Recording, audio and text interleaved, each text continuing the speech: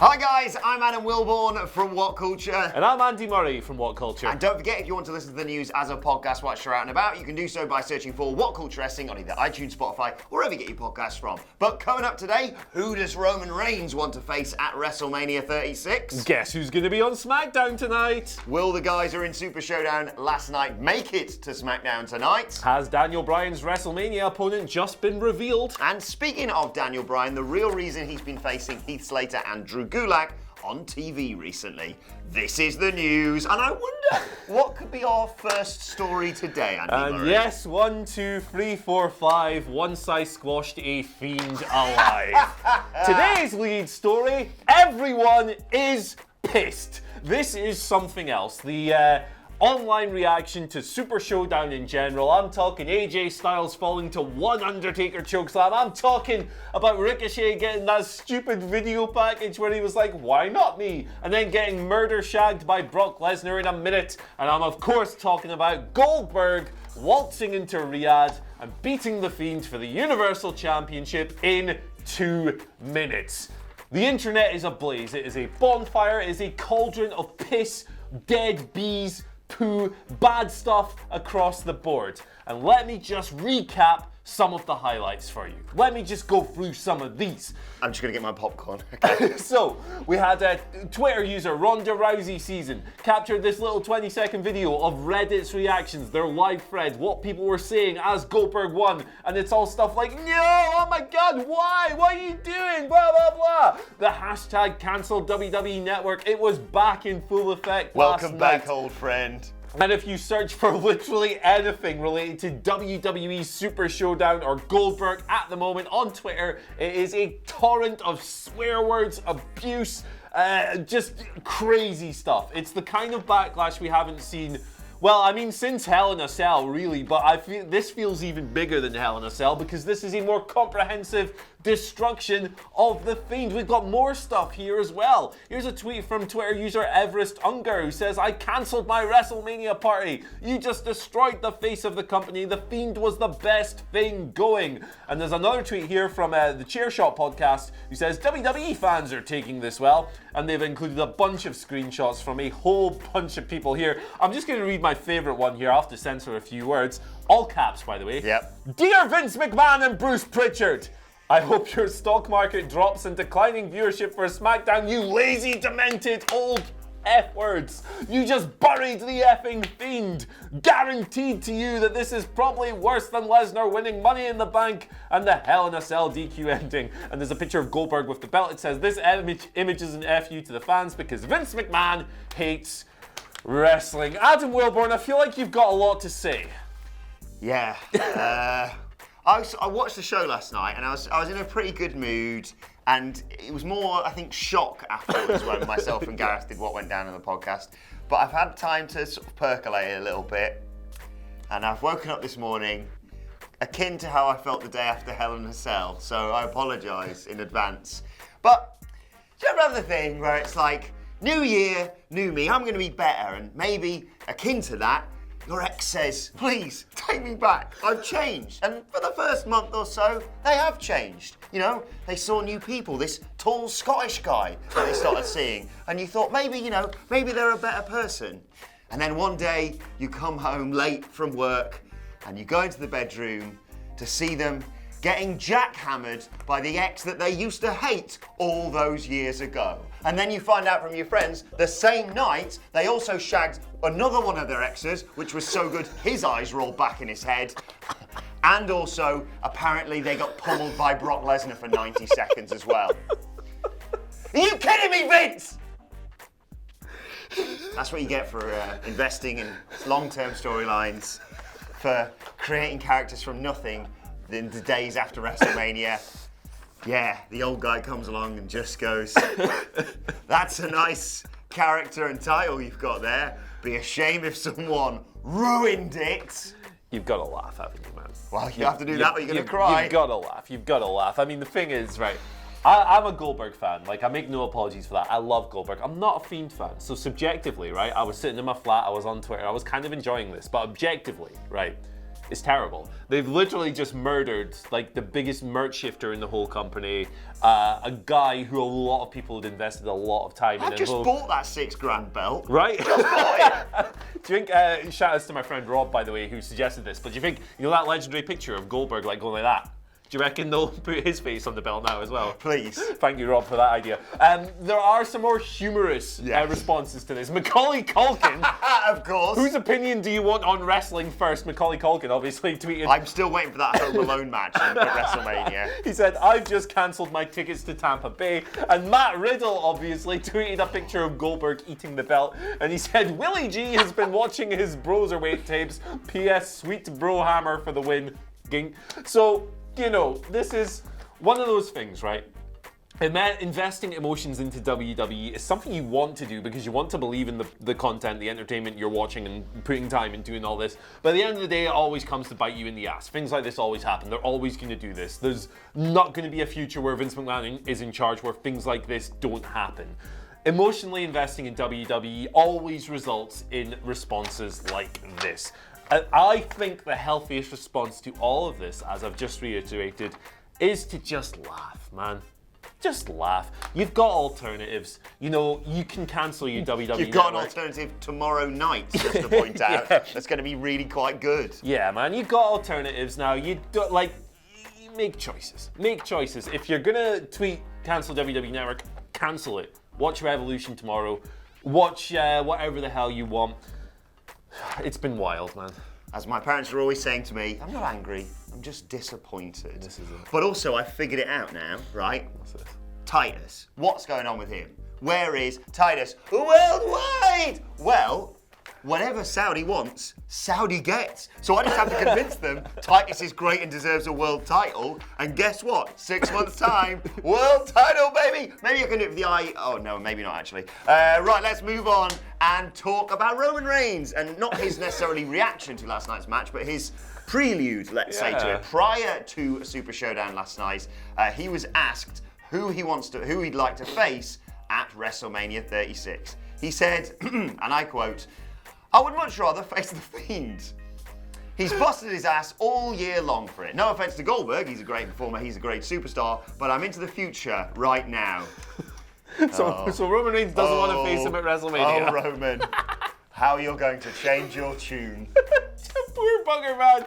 I love Roman Reigns as well. He's, why is this had to happen? He must have known, come on. He must have. The thing is, right, the dirty little secret about all of this, and no one's talking about it because understandably the booking decision is objectively terrible, but if Goldberg and Roman Reigns use the Lesnar format that Goldberg did at WrestleMania 33, that match could be pretty damn awesome if it's like 4 minutes long. If they just do big moves and it's thunder and it's blood and guts, that could be awesome, right? Battle of the Spears. Yeah, they spear into each other. Yeah. Someone separates the shoulder. I hope Roman nicks the jackhammer to win. Oh, that'd be good, wouldn't it? Gareth suggested that last night. That's a great good idea. shout. That's a good shout. Or Bill does a Superman punch. Who knows?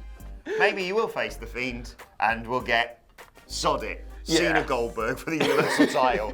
Either way, we could actually see this match set up on tonight's SmackDown because, and this is a risky ass move after you've just made them the most controversial wrestler in the world. But Goldberg's on SmackDown tonight. WWE announced this on .com. They have a write-up, and the write-up says, will he confront The Fiend, or will he go after someone new? Now, obviously, we're expecting an elimination chamber match, a number one contenders match, Roman Reigns, Braun, a bunch of other guys. It's thought that Roman will win that. Put Big E in there. Put Big E in there, slapping bum and beef and all that stuff.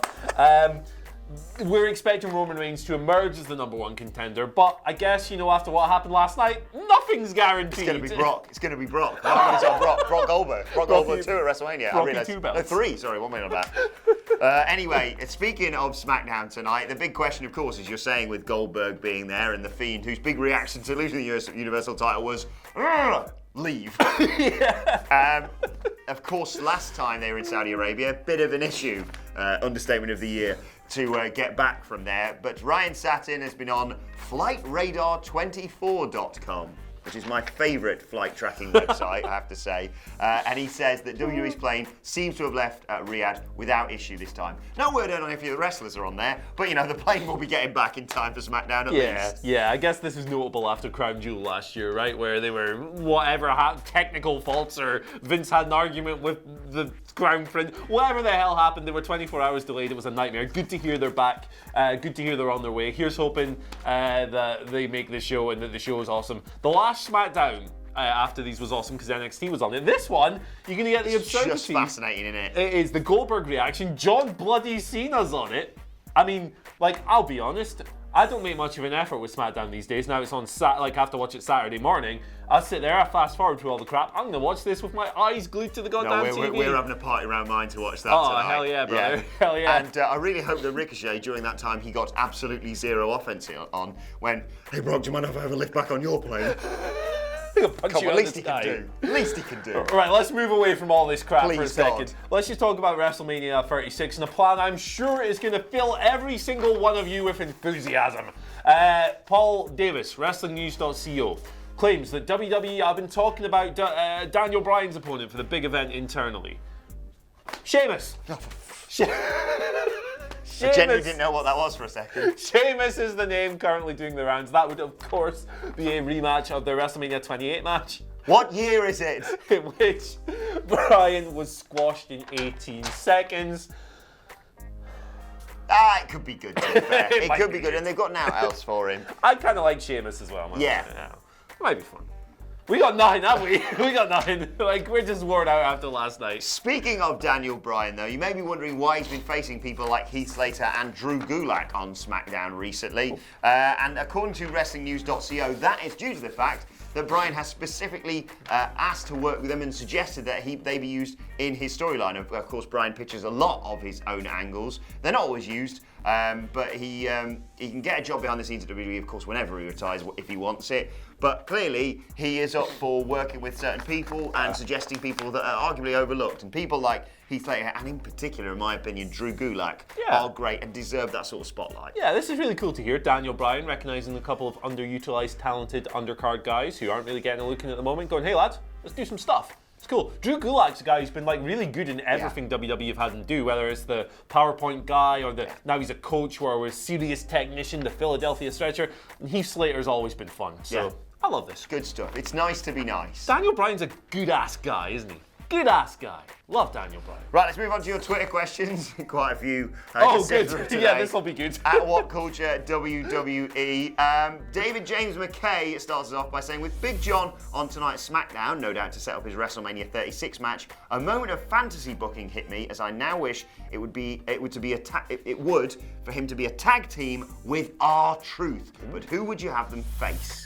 John Cena, R-Truth. That's quality. Mason Morrison versus John Cena, R-Truth is a great feud. Yeah, that's a great feud. We could just do The Fiend and Bray Wyatt as their opponents simultaneously. Why not? We might as well go full banter at this stage, right? We haven't even mentioned R-Truth's banter gauntlet run. Oh god, yeah. He eliminated 7 dudes. He won by falling over, so Bobby Lashley speared the turnbuckle. Andrade is just crap at his own move now, knocked himself out. And then Rowan got angry because he touched his cage. He kicked too much ass. And then AJ Styles just danced for a bit and beat him. Yeah, did the running man. What a show. When's the next Saudi show? I can't wait. Next question today comes from Full Metal Gamer, who says, now that we have 2 part-timers to be the brand's top card champions, and they should face off, I wish we had Survivor Series, do you think that it will attract more viewers or lose them? Good question, this, considering, arguably the whole reason Goldberg can be given that title is when he was on SmackDown, they hit that huge rating. So what do you reckon going forward? As much as this is pissed off, committed WWE fans, the casual fans, if they hear Goldberg and Brock Lesnar are defending their titles at WrestleMania, arguably, as much as I hate to admit it, might be more inclined to watch WrestleMania. Yeah, this is actually a really tough question for the reasons you've just explained there, because the outrage has been immense, but Goldberg popped a number last time. 3 million people watched his segment. That's more than the average SmackDown viewership. Brock, I stand behind 100% all of the time. He's the biggest name guy in the company. He's one of the few capable of moving the needle. No problem ever with him being on top. Goldberg, Let's find out after SmackDown, man. Tonight's viewership is going to be fascinating. I think as much as this has boiled a lot of piss online, they're going to do a big number tonight. Because as much as people will be like, well, protest, cancel WWE Network, let's be honest, as much as you may be upset about it, you kind of want to watch tonight to see what they do, which, you know, in the worst way, WWE have got what they wanted, which is intrigue after a pay-per-view. Yeah. And John Cena's on there, of course. Maybe it'll do 3 million. 3 milli. 3 mil, pasty bet. And that's a shake. Whether or not it does 3 million, we both eat a pasty. Hey. Right. Final question today comes from Rico Rhodes, I'm just hungry, who says, I loved Undertaker attacking Styles. Well, I didn't even take his hand coat off. But wouldn't it have been better if AJ won the trophy and then Undertaker came out? Styles would carry it everywhere, but with Taker, we won't see the trophy ever again. I don't think we were going to see the trophy ever again. Yeah, nah. We worked out last night, it just looked like a big piece of jelly. Yeah, Michael Hamflett has a really incredible description of it. It looks like a big chunk of frozen piss, which I enjoyed. Light up piss as well. Hamflett the god. It sparkled when the lightning went off Yeah, the Taker. it's ridiculous. No, yeah, you've got a point. I mean, AJ is exactly the kind of guy you'd want carrying that stupid thing around and going, hey, I'm the best ever and all that stuff. But history tells us they don't do anything with these things. But especially with the trophy, my idea was the way it was like shaped and what have you, have him, I don't know, maybe as part of any of that gauntlet match, have a wrestling match. Beat, let's say, Rey Mysterio, for example, which would have been a great match, no doubt, and actually probably set people off a little bit better for that show, especially after the Viking Raiders got beaten clean by the OC again. They've just got their number in Saudi Arabia, it appears. Yeah. Have him do that, have him go, look, I'm the best, I'm the greatest ever, whatever. Undertaker comes out, and just because of its, you know, the classic silly bollocks, the old draw, lightning bolt into the 2-8 trophy, that explodes. There's your build for WrestleMania. Because he's a supernatural spooky dude. Yeah, he can do ghost stuff. I have to admit, AJ Styles looked brilliant, flailing as the Undertaker chokeslam. He was really good when he came down as well. What are you doing? Hey, who knows? Maybe Undertaker will come out tonight holding that big trophy aloft. Yeah, we did it, guys! A victory. Hey, it is, as they kept saying last night. My favourite bit was when Michael Cole was talking about it. And he was like, well, congratulations to the Undertaker winning that prestigious 2-8 trophy. Every time, wasn't it? It was ridiculous. We've had a lot of anger on this show. Yeah. Let's finally talk about today's and finally, and just a shout out for nice things. I do believe Simon Miller tweeted this last night, but I wanted to draw more attention to it. Kevin Owens, top boy, obviously doesn't go to Saudi Arabia because of his mate Sami Zayn and the issues there and what have you. He has a new t-shirt out at WWE.com, and all proceeds from that are going to go to mental health charities in the United States and Canada. So if you're furious with WWE, if you're angry with the world today, go and do something nice for a nice guy, for a good guy. Go and get Kevin Owens' t-shirt and support a brilliant cause. Absolutely, absolutely. Wash away the negativity of yesterday. Support Kevin Owens, support his cause. Good stuff. Exactly. Right, let us know your thoughts on all of today's news stories in the comments section below. I'm sure you will. It's going to be a fun one, this, isn't it? Oh, it's going to be good. I don't usually read the comments, but this one, woo! Yes, don't forget to like, share, and subscribe. And subscribe to What Culture Wrestling on either iTunes, Spotify, or wherever you get your podcasts from for daily wrestling podcasts. Myself and the Dandy Boys will be previewing SmackDown later on today. Can't wait to hear what Michael Sidgwick's got to say about all this. And of course, we'll be dealing with Super Showdown and previewing Revolution on WrestleCulture later on today as well. Plus, you can let us know your thoughts on Twitter at WhatCultureWWE. Watch there, follow both of us. You can follow him at Andy H. Murray. Today the H stands for, hey guys, let's all just calm down a little bit. It's only wrestling. You know, there's more important things to worry about, like famine, the coronavirus, wasps. Yeah, just relax. It's a long Twitter handle. Yeah. You can follow me at Adam Wilborn. Follow us all at WhatCultureWWE. As I said, my thanks to Andy Murray. Thank you for watching, and we will see you soon. What a show.